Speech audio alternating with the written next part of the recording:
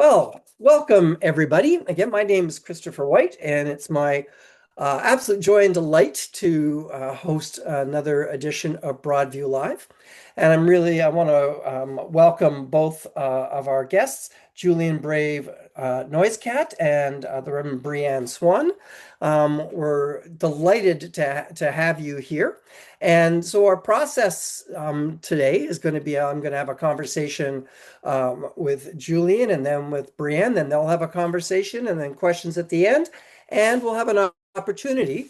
I'm going to break you into groups. I ask people to bring either a Christmas decoration that was important to them or a keepsake, if you were able to do that. And we'll do that closer to the end to mirror what happened in the November-December edition of Broadview.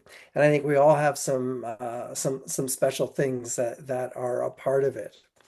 And as we begin, I am in the city of Hamilton, which is situated upon the traditional territories of the Erie, Neutral, Huron-Wendat, Haudenosaunee, and Mississaugas. This land is covered by the Dish with One Spoon Wampum Belt Covenant, which was an agreement between the Haudenosaunee and the Anishinaabeg to share and care for the resources around the Great Lakes. We further acknowledge that this land is covered by the Between the Lakes Purchase of 1792 between the Crown and the Mississaugas at the credit of First Nations. The city of Hamilton, where I am, is home to many Indigenous peoples from across Turtle Island, and we recognize that we must do much more to learn about the rich history of this land so we can better understand our roles as residents, neighbors, partners, and caretakers. And in the chat, I would encourage you to make your own land acknowledgement about where you are from. So it is a great pleasure for me to have. Okay, somebody, thank you, whoever that was. That sounded like they were making coffee. Anyway, it is delightful to have everybody here in December, just the day after the first Sunday of Advent for those who follow that.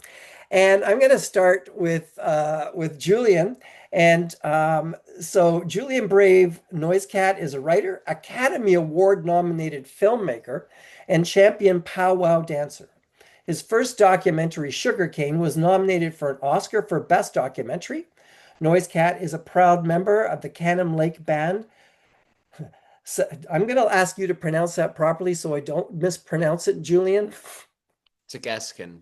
Segeskin, thank you. Segeskin, and descendant of the Little-Wat Nation of Mount Currie. And in the November-December issue of Broadview, he shared his insight on his debut documentary and the indigenous tradition of trickster coyote stories. So welcome, Julian. So glad to have you here. I want to mention that Julian's book, We Survived the Night, was featured in the Globe and Mail on Saturday as one of the top books, top Canadian nonfiction books. And if you haven't had a chance to read We Survived the Night, I really encourage you to do so. It's a tremendous book. And so, Julian, I'd like to start in our conversation this evening, asking, tell me about the importance of coyote stories and the character of coyote and the role that coyote functions. Well, firstly, thank you so much for the opportunity to talk about We Survived the Night and to be in conversation with Bri-anne. Just so grateful. And one of my good friends and colleagues from my journalism days, Alanis Michelle, I think used to be the editor at Broadview back when you guys did that profile of me, or at least when it was assigned. So I'm super grateful for all the interest in my work. I mean, especially at a moment like now when it's really difficult to get people to pay attention to long form stories of any kind, be they films or books or anything like that. Just so touched that you'd want to talk about my work. The coyote stories. So I guess I would just explain what the coyote stories are. So in my work, I do narrative nonfiction, which, is a form of nonfiction storytelling that incorporates like memoir, family history, reportage. And what I'm doing in nonfiction that is maybe sort of genre and boundary pushing for the art form at large is that I'm incorporating elements of my own people's oral histories into how I tell stories about myself and my family and my people. And one of those sort of bodies of oral history is probably the biggest one for my people are stories about our trickster forefather, this guy called Coyote, who was sent to the earth by the creator to set things in order, but was a trickster. And so while he did some good, he often was up to no good. Um, and so through stories about the trickster Coyote, I talk about, not only our first ancestor and our people, but I also talk about myself, my grandfather, my father, and how the stories about the trickster coyote still get at the truth of our stories as a people, as a family, and about the land more broadly, about the history of this place. Which I think it's worth pointing out a couple things. Firstly, the coyote stories have nearly died out among my people. I've only heard a member of my family, an uncle, tell a coyote story once in my entire life, and he is now no longer with us. And the coyote stories are also, a very overlooked form of the humanities. These are stories that some elements of them stretch all the way back to the end of the last ice age. One of them, for example, gets at an event that happened actually 11,000 years ago, in case you're skeptical of them as a source for nonfiction. And I would argue that an oral tradition that has maintained truths that stretch back all the way, thousands of years before the Bible, thousands of years before, the pyramids. I would submit that that kind of a tradition demands to be taken seriously by nonfiction, by the humanities, by the social sciences, by philosophy, by literature. And yet, like so many other indigenous forms of knowledge, the coyote stories, the trickster stories never have been taken seriously. And I think that that's a mistake. I went to a college that studied the great books of Western civilization as part of the core curriculum. And would it have been so hard, to include a 10-page version of like Coyote Steals a Salmon, for example, on the curriculum? I don't think so. And you talked about a story that went back 11,000 years and the power of oral tradition. And I have, as a person who has preached the Bible, always had a deep belief in the authority of oral tradition that carries through generations, and that I think we lose something when we don't take it, as you said, seriously. Do you think we are at a time now where there is, in the broader culture, more of an openness and an appreciation even for the oral literature that you have been sharing in through your books and your writings? I would say that what's notable, I work across two country contexts. I'm, First Nations, and I do a lot of work in Canada. I'm moving back to Canada in the new year, but I've actually was born and raised in the United States. So I see, one of the big differences between the two countries is their appreciation for Indigenous peoples, our arts and cultures. While Indigenous peoples, fall to the statistical bottom of all of the measurements of misery in both Canada and the United States, at least in Canada, we actually have some visibility, and there is some interest in our arts and our culture, from 15 years of truth and reconciliation. And also, because the structure of Canada as a landmass and as an economy, pushes Canada towards the northern and western parts of its landmass, where Indigenous peoples, are significant minorities, if not outright majorities in certain areas. So in order for Canada to get at the natural resources, they have to contend with the existence of First Peoples in a way that the United States just doesn't. The United States kind of just erases Indigenous peoples. And so, I think that that has created, a sort of circumstance where Indigenous peoples are seen as having something actually worth adding to the national conversation, to national culture, to national identity in Canada in a way that, is just not true in the US. When I was promoting We Survived the Night, for example, I found myself in a green room in a Toronto cable TV show called The Social on Oh, CTV. yeah. And, in the green room, there was a Indigenous writer, director, showrunner for a show called Acting Good, which is on CTV. It's on its fourth season. And I was just thinking to myself after that, when would you ever run into another Indigenous anything in a green room, for a TV show in the United States? It just wouldn't happen. And so I do think that there is a little bit more, interest and awareness in these kinds of things. And I also think that more broadly, We live in a moment in time where, because of technology and where our culture is, I think that there is interest in traditions and cultures that give people connection and meaning in a period where we have never been more lonely and where we have never been more disconnected from one another and the places where we live and our land and all those sorts of things. And I think that, interestingly, despite the fact that Indigenous cultures were painted as bad and backwards for so much of, Canadian history, our cultures actually provide those very things. They tell us, the significance of being related to one another, how important it is to maintain those connections, the essential nature of honoring and remembering those who came before, of your ancestors, of remaining connected to the land, to the places that you come from. And, I think that sense of connection and meaning has something to lend to a broader humanity beyond just ourselves. Well, let's talk about that for a moment because we are in a particular time where we are experiencing, at least in Canada, what I would describe as sort of an existential threat to our country. We constantly are bombarded from south of the border of one thing after another that's frankly quite scary these days. Um, and part of that duality we have is that I think there's more as a culture a definite openness and need to hear Indigenous voices. Yet at the same time, Alberta and Ottawa just signed a pipeline deal that is going to go straight across First Nations again. So, and at the same time, we had another absolutely appalling fire season across the country. So we seem to be in a time of contradictions, and how how do we find our way forward using, how does story help us find our way forward in this time of sort of multiple threats and contradictions when we're really feels like I've used this analogy before, dancing on quicksand, right? It's like we're unmoored. Yeah, I think that's a really great question, and I think it's one that Canadians are facing writ large right now across, questions of our national identity and culture and all that. And I actually just wrote something for The Walrus that's supposed to come out like tomorrow, maybe, about this very issue.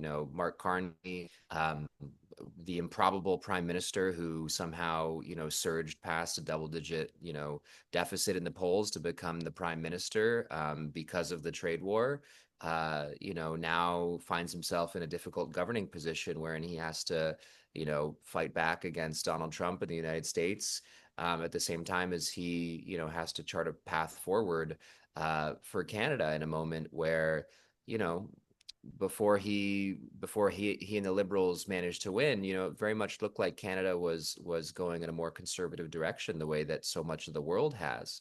And I long assumed that Pierre Poilievre would become the prime minister before all this happened, and that would spell the end of the era of truth and reconciliation. And so now, with Carney and the Liberals in power, I think that there is still an opportunity to hopefully make the case that truth and reconciliation is not a weight around Canada's neck. I think that it's worth pointing out that one of the things that distinguishes Canada is that it actually has made an effort to confront and make some right from the wrongs of this history of a cultural genocide. The United States perpetuated the same thing against its indigenous peoples. In fact, there were 3 times as many Native American boarding schools in the United States as there were Indian residential schools in Canada.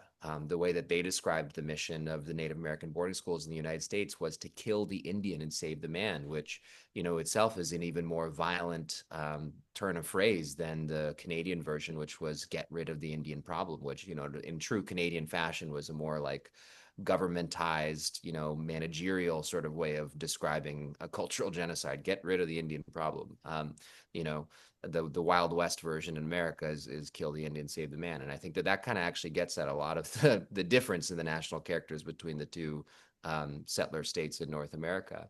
And I think that, I think that is actually what distinguishes Canada, is that it has been willing to say sorry, that it has been willing to confront this history. That part of Canada's soft power in the world, its role as a middle power in the world, is to be representation of a more humanitarian, more liberal, more multicultural way of doing things at a time when those things are all in retreat around the world. And so I would hope that as Mark Carney tries to thread the needle here and to push back um, against Donald Trump while standing up for Canada, that he can see that we do not need to sacrifice, the progress that we've made on truth and reconciliation at that altar of, national interest. In fact, truth and reconciliation is just about the most Canadian thing Canada, has done in a certain way. I mean, what is this country really, if not, a bunch of natural resources and land stolen from Indigenous peoples with some like good hockey players and English and French speakers among them, plopped atop of a stolen resource colony, if it can't figure out how to be kind, if it can't figure out how to have integrity in its national character and its dealing with the First Peoples who it acknowledges it has wronged. And so, I'm hopeful that Carney, who seems to me like someone who can be reasoned with, this is a man who has used the language of economics before to stand up to Donald Trump, who has used the language of economics before to stand up to the fossil fuel industry, to be, someone who's in favor of action on climate change, for example. I'm hopeful that he can be heard and reasoned with, but, you know, if he can't, I think it's also worth pointing out that First Nations, including the ones in the pathway of that pipeline project that you brought up, wield significant rights and title legally to territories that Canada needs to access if it wants to continue its sort of natural resource agenda. And there has been in the recent past, examples of First Nations using those powers to grind the gears of Canadian capitalism. And nobody wants to see it go in that direction, but it has it before. And so if we get locked out of what it is to be Canadian, of the future of this nation again, I wouldn't be surprised if that is what ends up happening. Well, let's hope that that reason will prevail. So, last question before I bring Bri-anne in. It comes down to the word truth, and that's a word that comes out in your book a lot in terms of it's obviously truth is important. And could you just speak for a minute on in a time of where we don't know what's true anymore, right? In terms of accurate AI is coming up, and for all I know, an AI could come in, capture yours and my conversation, totally manipulate it, and come up with something else, as they did when the person who's the president of Ireland, they had a video where she was announced that she was not going to run in the election 2 days before the election. Was it an AI? So how do we discern? That's a good question. That's a good word. How do we discern truth in the times in which we're in? That's a great question. I think that part of what I'm trying to point out in my work is that, to understand North America, not just Canada, but North America writ large, I think that you need to understand Indigenous peoples, and that, through understanding us and our story, you can get at not just what it is to be Indigenous and our existence, but actually, a better understanding of the continent, its history, its present, its culture writ large. And I think that that's an important point to make, because, very often people try to tell the story of the United States, of Canada, of North America, absent its first peoples. And, I would also say that there is still so much that we have to learn about that history. My documentary Sugarcane, which was nominated for an Academy Award, was the first work in any medium to document a pattern of infanticide at one of the Indian residential or Native American boarding schools on this continent. And, if we are just learning about that in the year 2024 when the film premiered, what else might be true at the 138 other schools across Canada and the 417 across the United States? I think that there is still so much that we have to learn about the history of what happened at these schools, about the history of Indigenous peoples and what it has to say, not just about Indigenous peoples, but about the history of this land more broadly. And, I would suggest that perhaps that is the first thing that is owed to the survivors of a cultural genocide. You know, what else do we owe people if not the truth, first and foremost? Okay.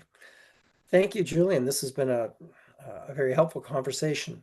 So I'll bring Bri-anne in, and then we'll come back and have a conversation. You and Bri-anne will have a conversation. But it is an absolute pleasure to welcome Reverend Bri-anne Swan, who is a United Church minister, digital creator, and a writer of words and music. Swan has written several op-eds for Broadview about the intersection of faith and justice, including her friendship with death row inmate Ramiro Gonzalez, whom she sat beside during his execution last year. She is also the author of Wilderness Times, a new Substack in collaboration with Broadview. Bri-anne, really good to see you. Good to see you, Welcome. Christopher. I'm so glad that you could be a guest this today. So, I think some of the conversation that Julian and I had really tie into some of the work that you're doing. And so could you talk to us for a bit about Wilderness Times and the idea for this new Substack that you and Broadview are collaborating on, and what do you see as sort of its focus and intent?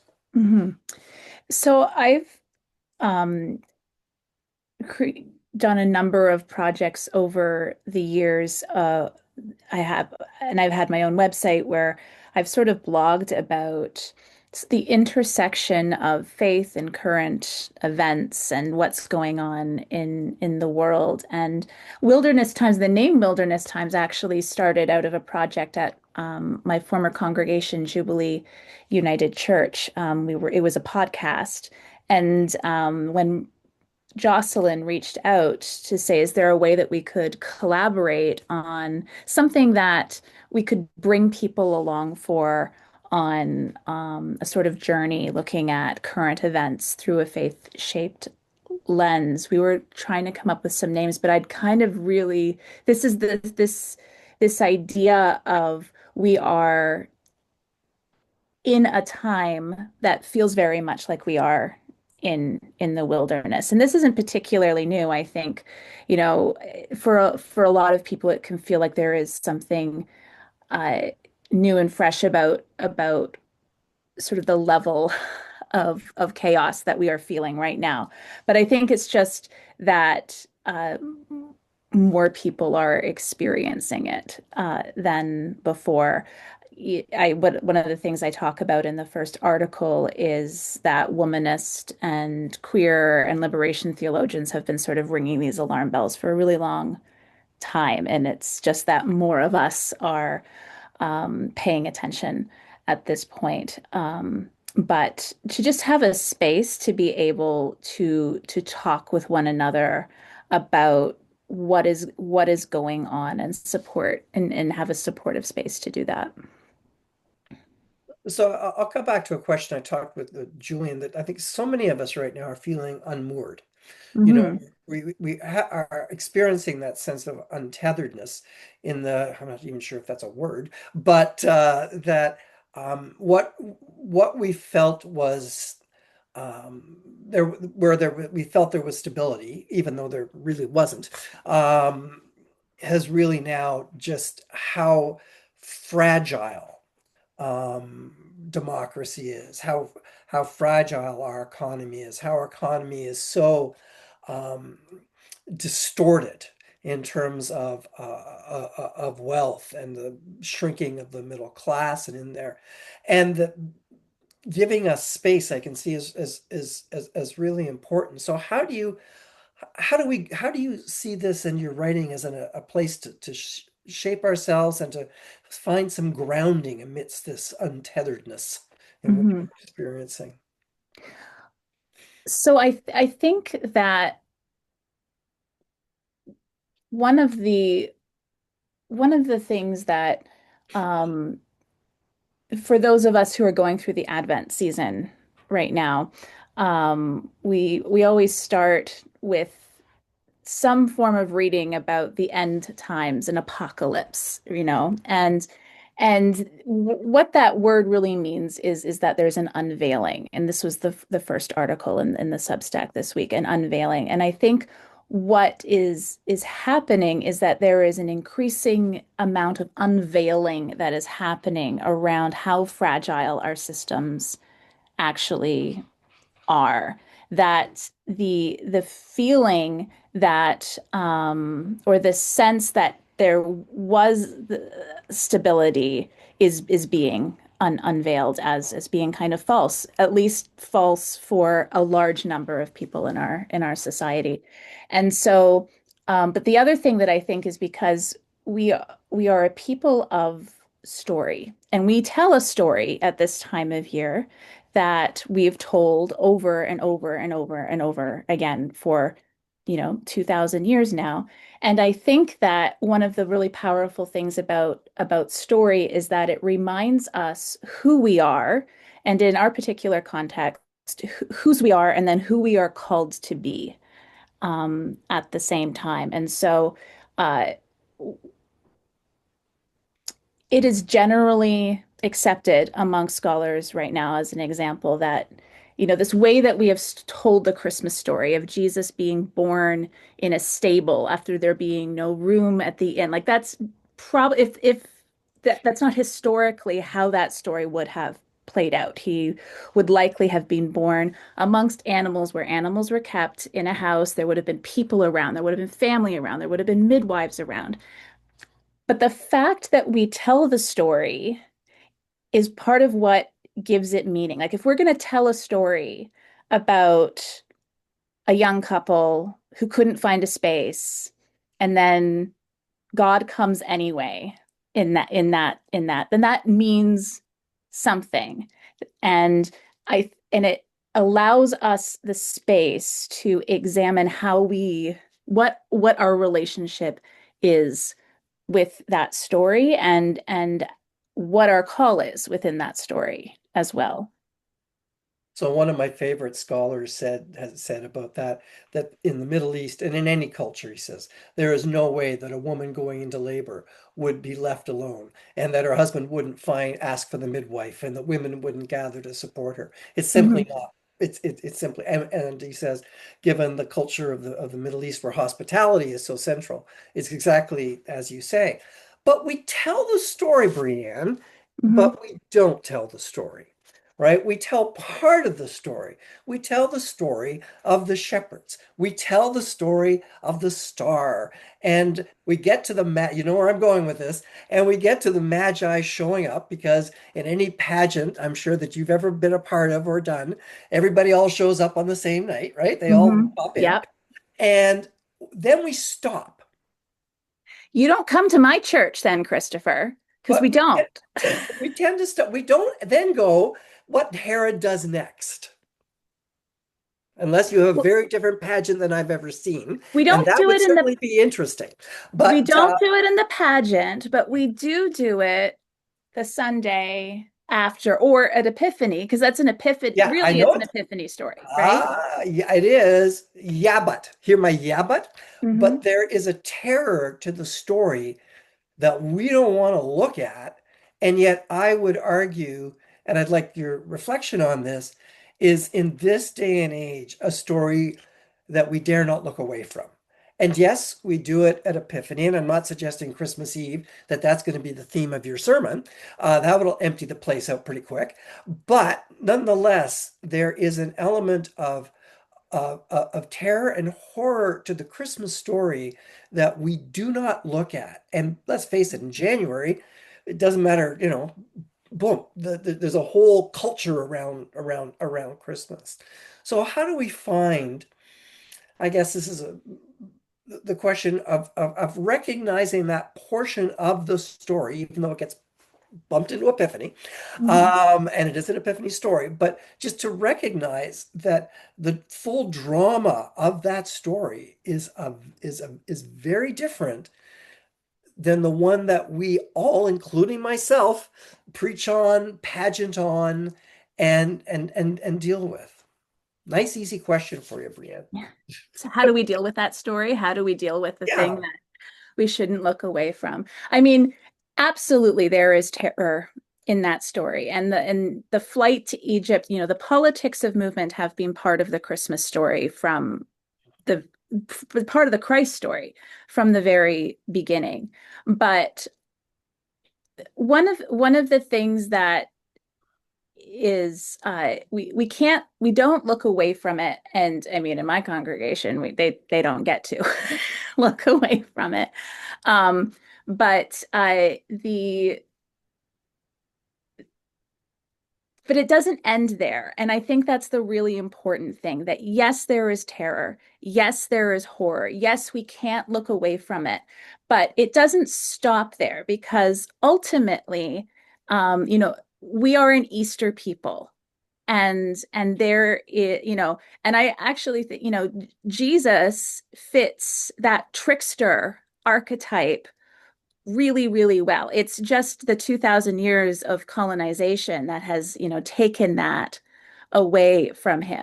But the story of Jesus is ultimately one where he subverts the status quo, subverts authority. There's this boundary crossing. And although there is terror, and although there is death, and although there is crucifixion, we might not get as many resurrections as Coyote, but but there is resurrection and there is hope. And I know that that is, for me, the way, because I am a Good Friday Christian.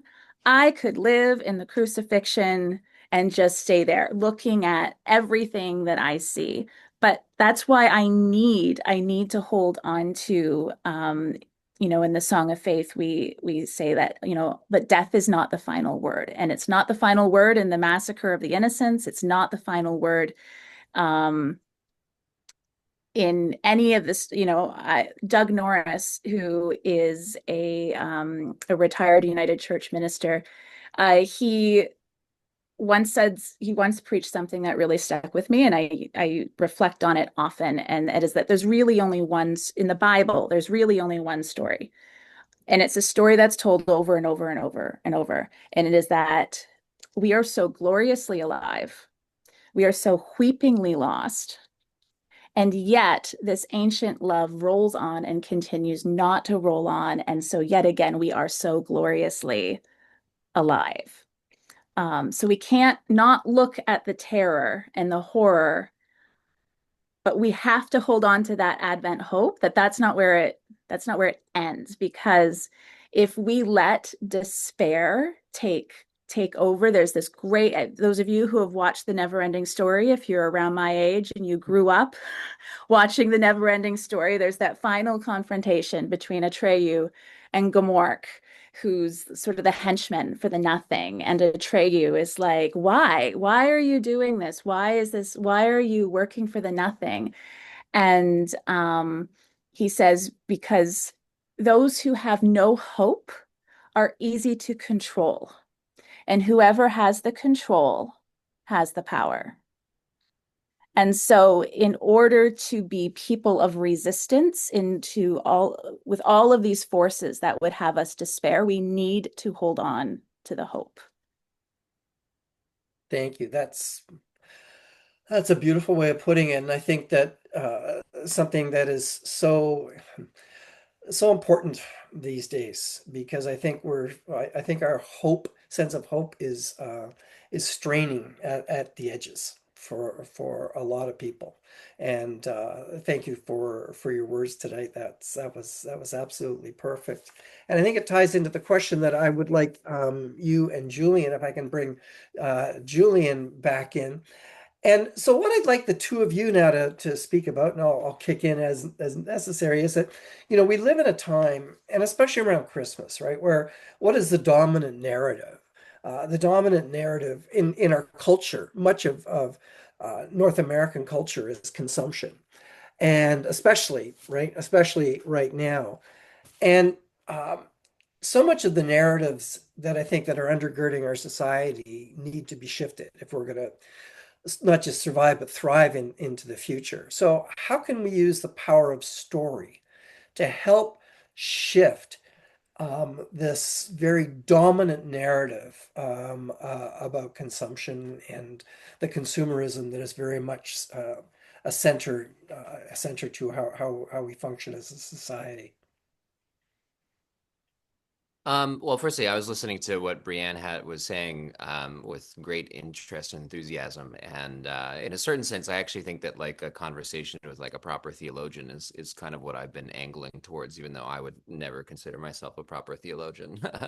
Um, so yeah, I mean, I think that this question of consumption is a really interesting one because, in a sense, the coyote stories and all trickster narratives are all about consumption, in the sense that the coyote is, from a certain vantage point, he's many things, but from a certain vantage point, and I'm not alone in describing the tricksters this way. Other writers and scholars have described him this way as well. The coyote is kind of like the id unbridled. He's Mm. constantly feasting and chasing women and trying to go out and get a larger legend for himself and all those sorts of things. And so one of the basic messages in the story is, firstly, that like to be human is to have some sort of control over your appetites in a sense, right? Like part of what makes the coyote so backwards, and sort of an example in all the stories of how not to be, is that he's not controlling these things. It's also what makes him a driver of creative forces and an entertaining figure. So we are not without our acknowledgement of the duality of man or the complexities of human beings. On the one hand, Coyote is out there doing no good, and sometimes it's precisely the fact that he's doing no good that leads to the creation of the world, which I think is also in my sort of assessment of it. I don't know. That seems pretty close to the truth of how transformation and change actually happens in the world to my eye. Um, and yet, I think that there is an acknowledgement of the power of discipline or some other form of that sort of thing. And interestingly, many of our ceremonies as First Nations people involve disciplining the appetites. Like the main one that I did for the 4 years of writing We Survived the Night was I fasted for 4 days and 4 nights with no food and no water around the summer solstice out in the woods near a community called Esquet. And one of the most basic things around that is about showing how you can, through willpower, the power of your prayers, your soul, etc. Um, you can do things that are I mean, like if you look it up right now, like if you were to Google, can you go without water for 4 days? Like some of the medical journals would tell you you cannot. So this is like this is no joke kind of a thing. Yeah. Um, I'm just looking, Edith is in the chat has asked, like, why don't we know anything about Jesus from his family? From birth to 12 years old, and highly recommend the Infancy Gospel of Thomas, where we get these stories of Jesus not being very nice and saying things to Joseph like, "You're not my real dad," and so so I'm thinking of this in terms of your question about consumption because. Uh, whose stories are we consuming and how is it decided what stories are the stories that um, we are sort of basing our values around, um, so in a Christian context, we have our canonical books and gospels, and there were a group of people who decided what those stories were, and we have built more and more and more stories around that. But I'm thinking of social media and algorithms and how curated the things are that we are seeing online to the point where the same event will happen, but the stories about the way that those stories are told about that event are so vastly different for different groups of people because of how Meta and Google and all of these groups are decide really what stories we're seeing. And so I think um, we need to be really intentional about understanding what stories are forming us and how they have come to form us. And so, again, uh, the Christmas story and the way we tell it, we were talking earlier um, is, we tell it a certain way. And it's become for a lot of us sort of a heart story, a heart language, like a formational story. And and so as we're moving through a season where not, I mean, not even just figuratively with our stories, but like we're actually asked to purchase and buy and consume and all of that. Um, the reminder of like what is the core story that we're telling each other, because stories have more power to transform and change than um, data and statistics. Like this is a hill I will die on 110%.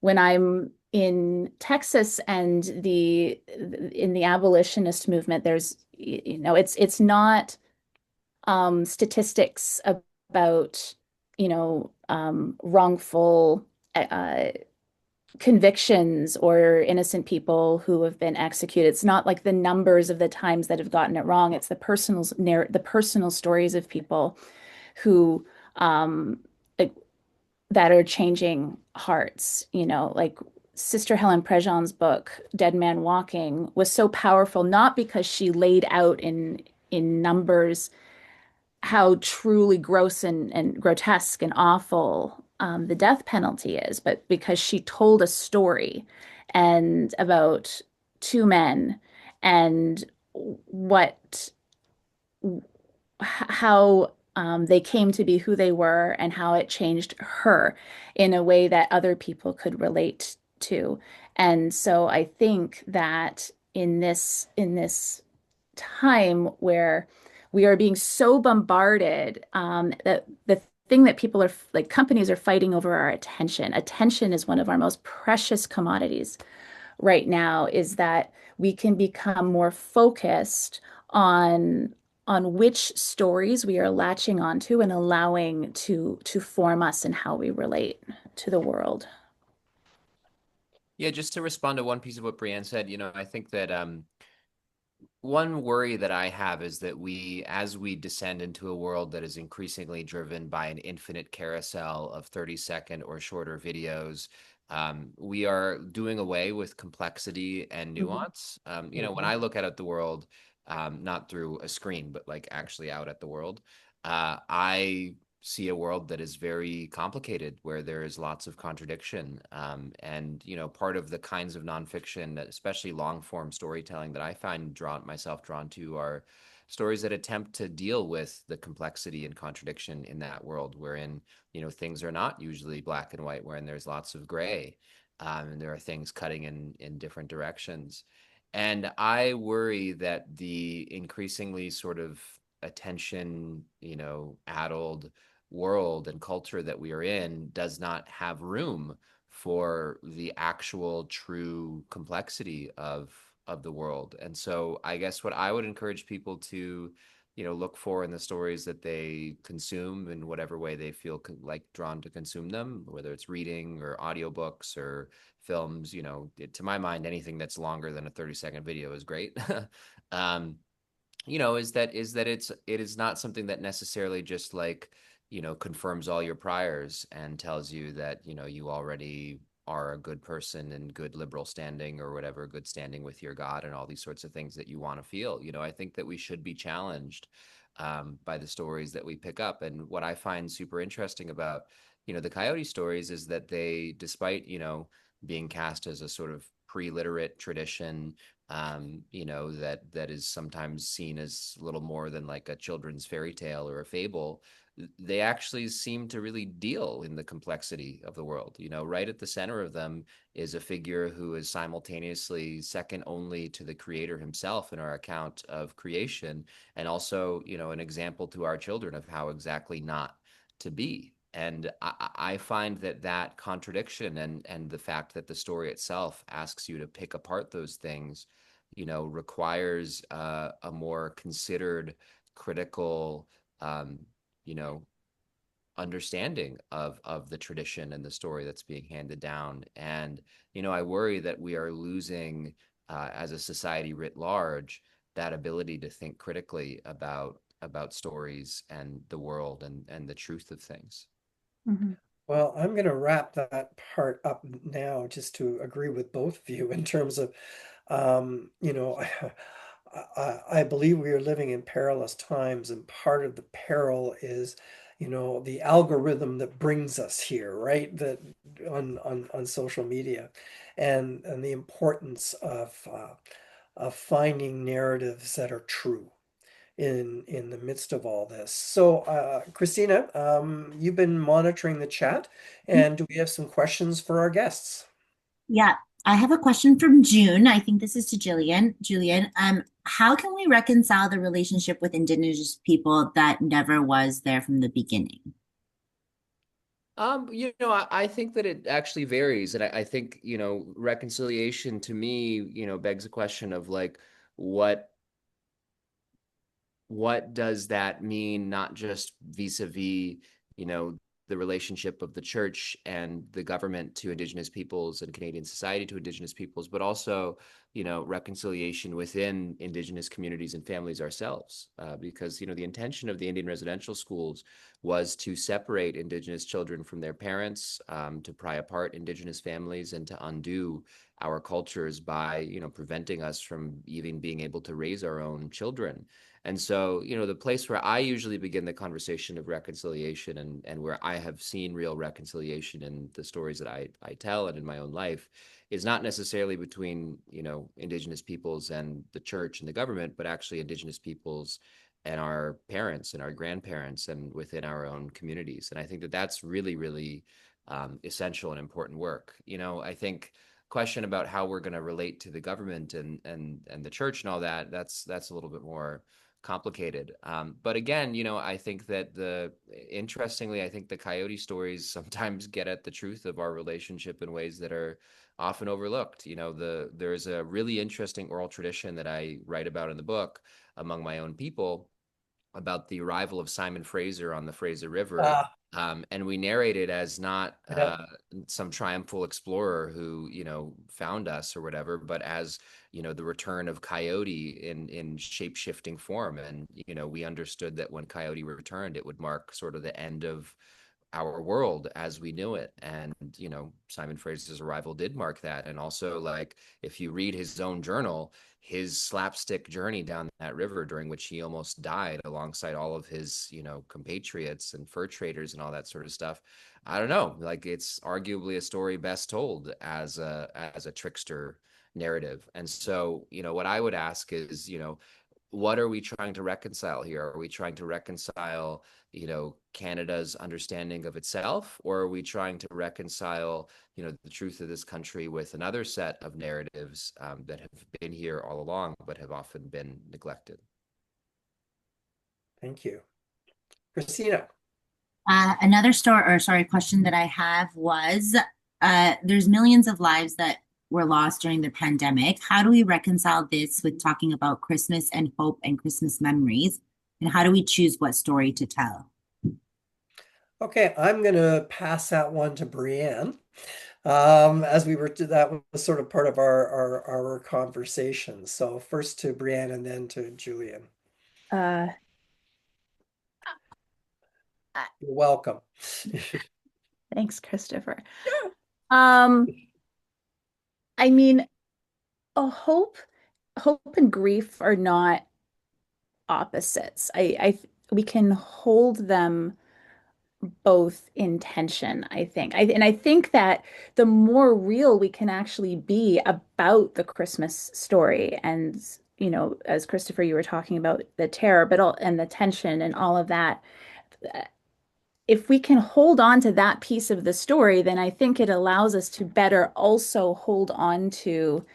I think the question was also related to it's World AIDS Day and the many, many lives that were lost, um, And COVID. AIDS and COVID and all of that. And so um,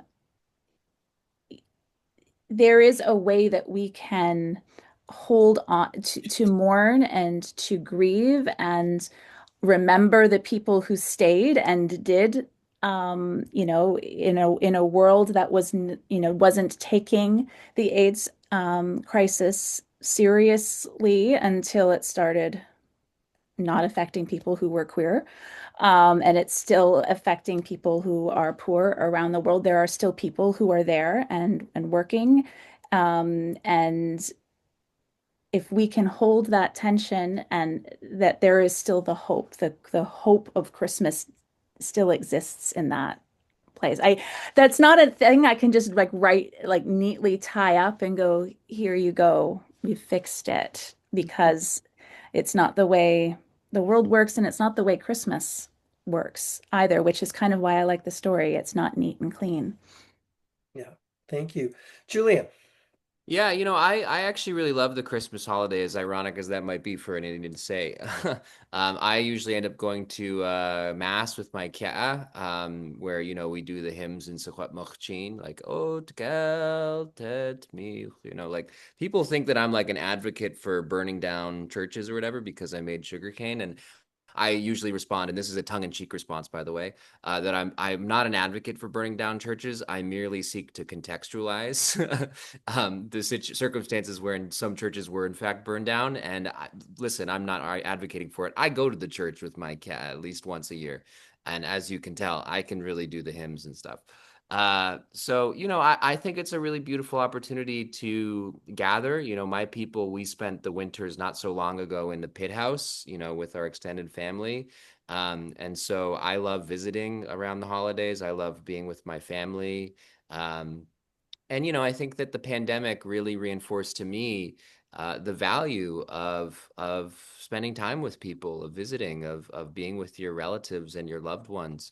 And I would suggest perhaps that, like, we live in a period of, at least in terms of the statistical measurements of it, like the greatest loneliness in the history of the measurement of loneliness. And I don't know. I mean, like, maybe we should all just spend more time with our loved ones and our relatives, like, I think that that's a really essential human thing that our people did for the vast majority of their existence. And under conditions of modernity, like, we have stopped doing it as much as we need to, like, for our soul, for our well-being.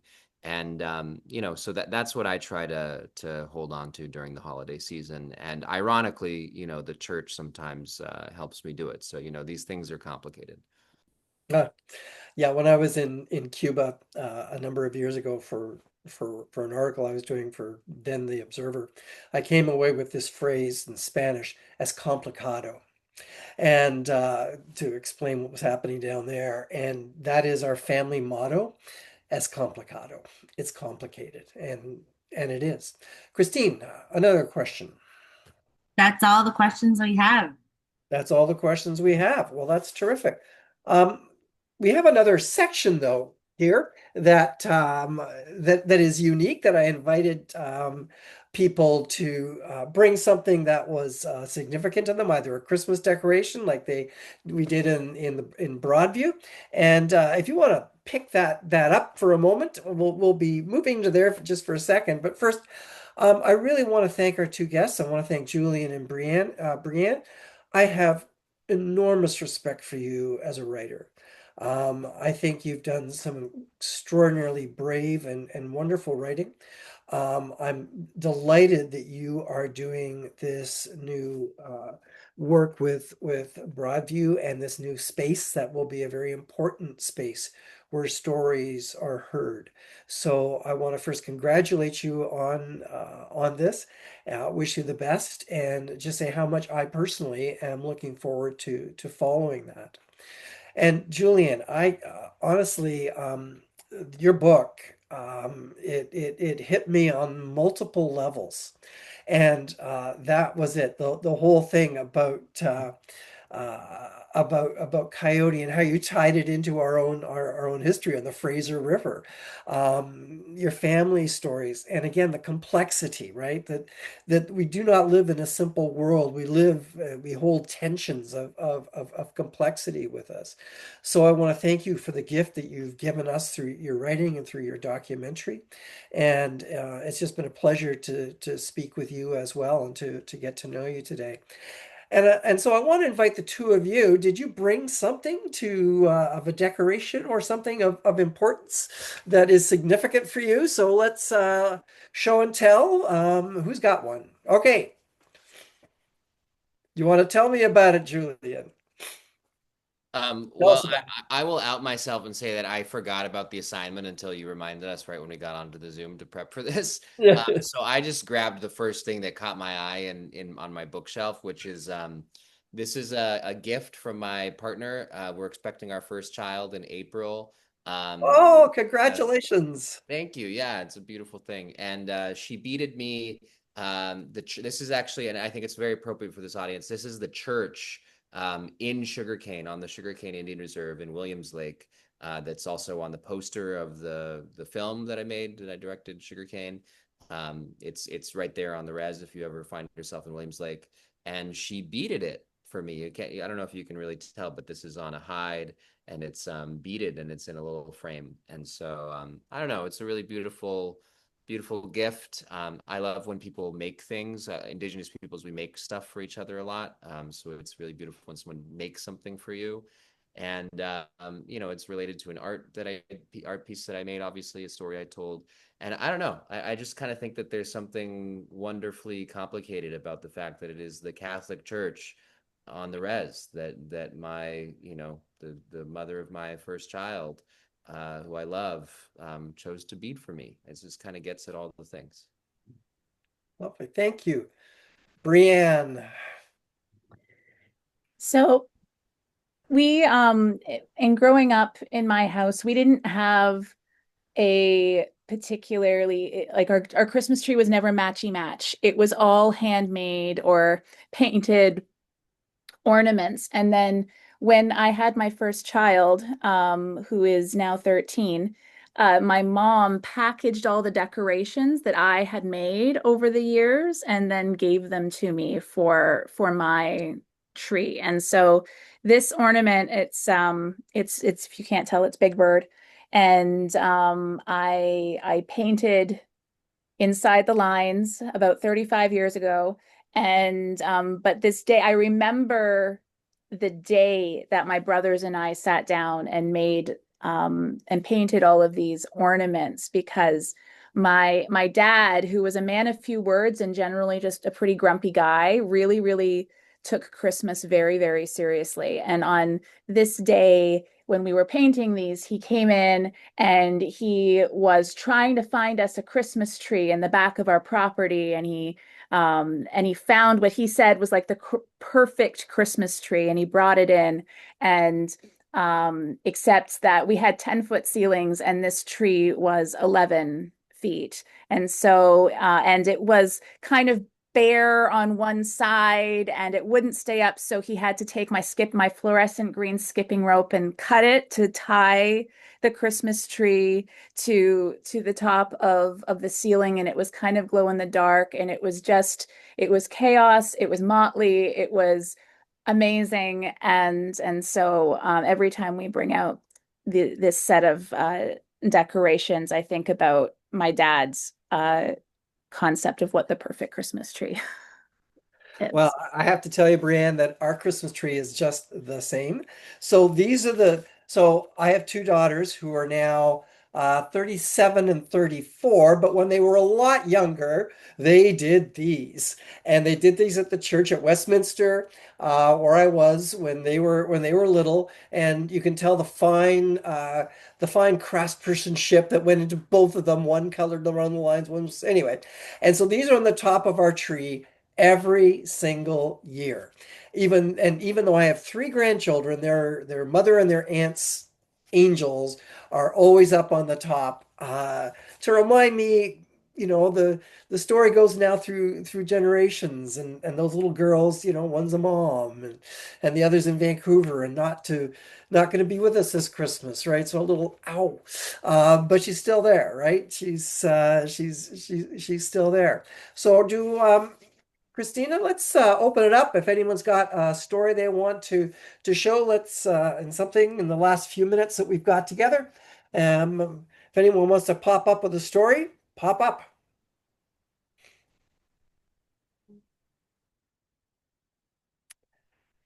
And going.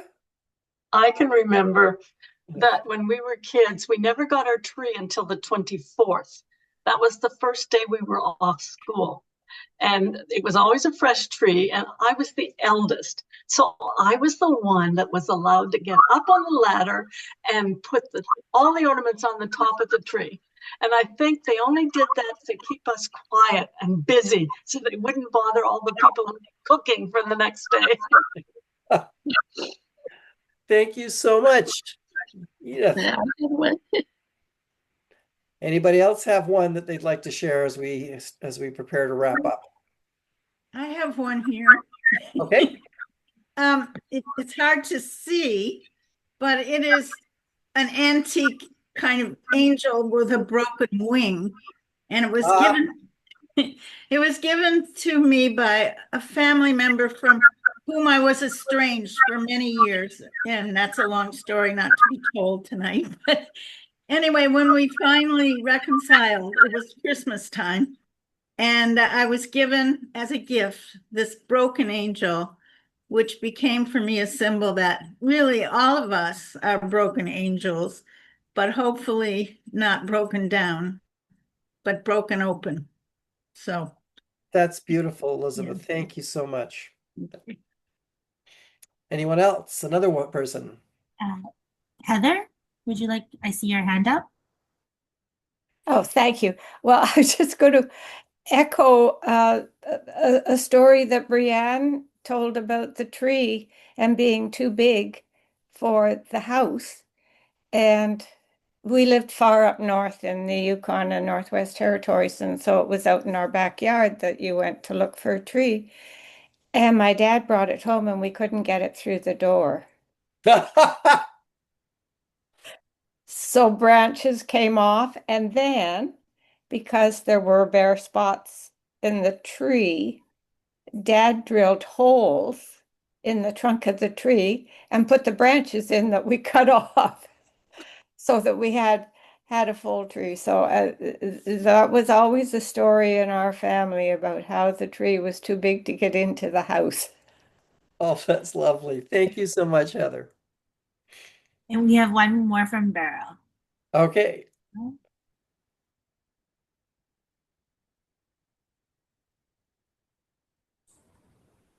Okay, Beryl? Yes. I don't know how old I was, but I'm assuming that my parents didn't have money looking back. And it was Christmas Eve, and my brother and I were crying because we didn't have a Christmas tree and everybody else did. And the Christmas tree lot wasn't too far from our house. And I remember walking down with my dad very close to midnight on December 24th. And I think he actually stole a frozen Christmas tree. And they brought it home and put it in the bathtub so that it would melt overnight. And in the morning when we got up, it was decorated, but there was water on all of the gifts under the tree.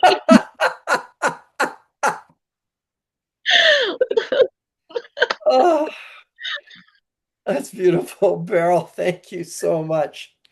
I want to thank everybody. Christina, did we have anybody else? Or we have one more. Do you think we have time for one more? It's Christmas time, Advent. Of course, we live in home. Diane. Yep. Diane, do you hear us? Yeah, I am here. I just had to lower my hand, put on my mic, and start my video. That's all. Mm-hmm. So I have an old nativity that I got a long time ago, and it's a little kids nativity, like I forget what it's even called, but they were little figures of children, like in a pageant. And when my grandchildren came along, like I tried to get my people on board about the church and the stories and things, and my daughters knew them, but their partners not necessarily so. And when we all came together at Christmas time, I needed a way to bring Christ into Christmas. So you had to hunt for the baby Jesus. Wise men still seek him. So I never put Jesus out until we all got together for our Christmas celebration. And then they had to go looking. And I had to make it really easy when they were little. But as they got bigger, they liked it and they wanted, then I had to keep making it a little harder. But now I've got a great granddaughter and a grandson who's only 6. I make it easy again. That's my story. They're seeking them anyway. Thank you. Hello. Yeah. My story is, of course, during war times, when the Christmas tree also was a symbol of hope because we lit the candles on it. And then the parents very carefully sat around there with a pail of water and a big sponge. So in case something was happening, you could douse the little flame. But I think there was so much meaning into the lighting of the little candles in a time when everything was so dark. Thank you, Ed. Years between 40 and 45 in Holland. Thank you so much for sharing that. Yes, we are needing to be reminded that there have been other times that have been that have had their share of darkness. So I want to thank our guests again, Julian and Bri-anne, and I want to thank you for participating in this. Tomorrow is Giving Tuesday, and Broadview Magazine is a registered charity. And I would encourage you and hope that you would consider making a donation to Broadview so that our stories can be told, so that our narrative, the attention, and different types of stories that we are able to share continue.